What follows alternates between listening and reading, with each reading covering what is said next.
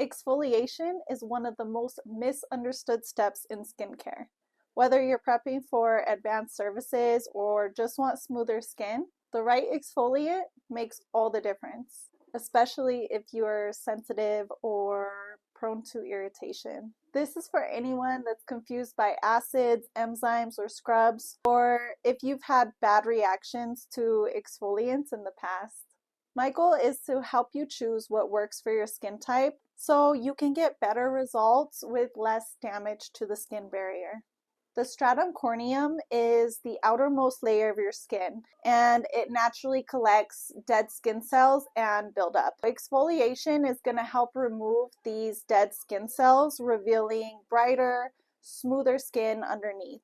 Everyone with skin can benefit from this, but especially if you're dealing with rough texture or dullness, uneven skin tone and dark spots, congested pores, blackheads, acne, bumpy patches like keratosis pilaris, which is also commonly known as strawberry skin, or signs of aging like fine lines.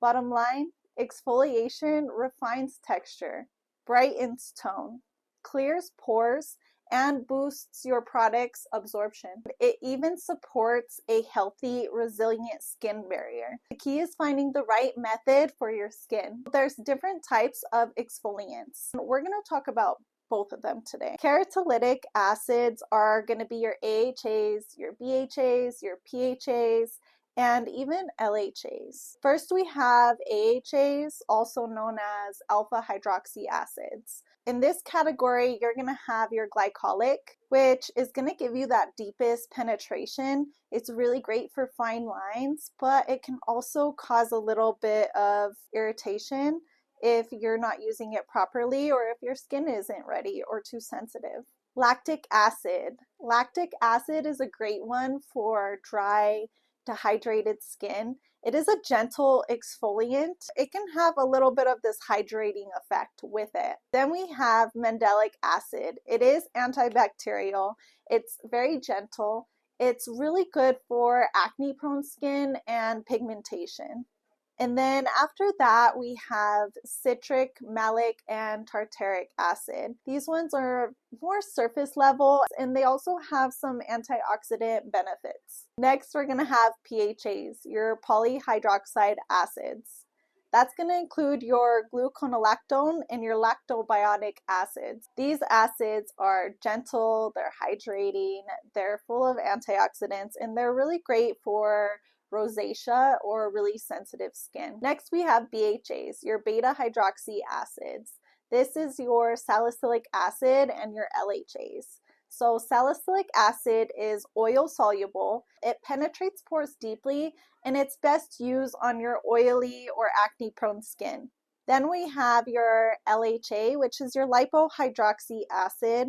That's going to be a little bit more gentle on the skin than your salicylic, and it can also be used daily or on skin that's going to be more sensitive.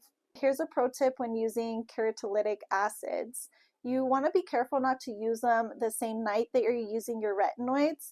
These type of acids can increase sun sensitivity, so always make sure you're wearing your SPF. So next, we have our non-acid keratolytics. This is best for your sensitive, your dry, or acid intolerant skin.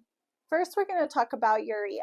At 10 to 20%, this can gently break down dead skin, soften thick, scaly patches, and also hydrate and repair the skin barrier. At lower concentrations, it works as a humectant, drawing moisture in. This one's also great for things like keratosis pilaris, eczema, dry cracked feet, or really dry hands. You do want to use caution when you're using urea because it can increase absorption of other active products. If you're using other actives, I would recommend doing like a test patch to see how your skin reacts. Next, we're going to talk about allantoin. This is plant-derived. It soothes and it softens while gently speeding up cell turnover. This is excellent for sensitive, redness-prone skin. Next, we have enzymes.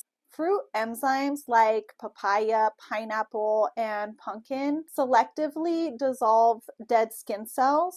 They're gentle, they're brightening, and they're ideal for delicate or sensitive skin. Enzymes don't penetrate deeply, so they're way more less likely to cause irritation. Next, we have benzoyl peroxide. Now, it's primarily an antibacterial agent used for acne. It breaks down keratin plugs and it kills bacteria. It can also treat inflammation. However, it can be used as a keratolytic because it helps promote cell turnover, which helps unclog pores. You do want to use this one with caution because it can bleach fabrics and it can be really drying. So I would talk to a dermatologist if using this ingredient. Lots of these ingredients and different percentages can be found in different product types. So how do you choose the product type and the percentage for you? In cleansers and toners, they can be used as a gentle daily exfoliation, but you do want to make sure that you're looking for lower percentages or using PHAs. Serums and treatment serums, these are targeted. They're higher strength and they're for specific concerns. You definitely want to try to use these more at night. Moisturizers. Some moisturizers do combine hydration with exfoliation. This can be really good for dry, rough skin. Masks and peels are going to be more intense usually. You want to use them less frequency, like once a week or as advised. Physical exfoliation. I'm not a huge fan of people doing physical exfoliation at home because a lot of the times they're not gentle. But this is things like your scrubs and your microdermabrasion. They can be very effective if they are being used correctly and if they're being used gently. But I would just avoid physical exfoliation altogether if you have sensitive skin. Who should avoid acids and what should you use instead? If you're highly sensitive, you have rosacea, you have eczema, or you're healing from a more intensive treatment, I would skip acids altogether. You could use things like your PHAs, allantoin, urea at that lower percentage, and your fruit enzyme exfoliants. You want to focus on hydration and skin barrier repair first, and then you can start using gentle exfoliation as tolerated. When using any keratolytics, here are some safety tips and usage tips. Don't mix acids with retinoids, benzoyl peroxide, unless you're specifically directed by a professional. Always, always patch test if you're unsure or you have sensitive skin whenever you're using a new exfoliant. You want to start really slow, maybe like 1 to 2 times per week, or even less if your skin is sensitive and reactive.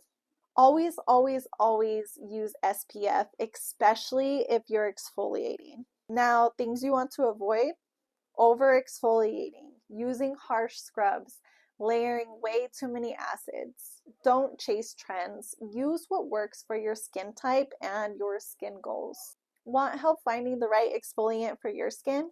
Book a consultation and I'll recommend a plan that helps support your skin barrier, your microbiome, and your long-term results. And if you want a breakdown of trending exfoliants that I don't recommend, comment below.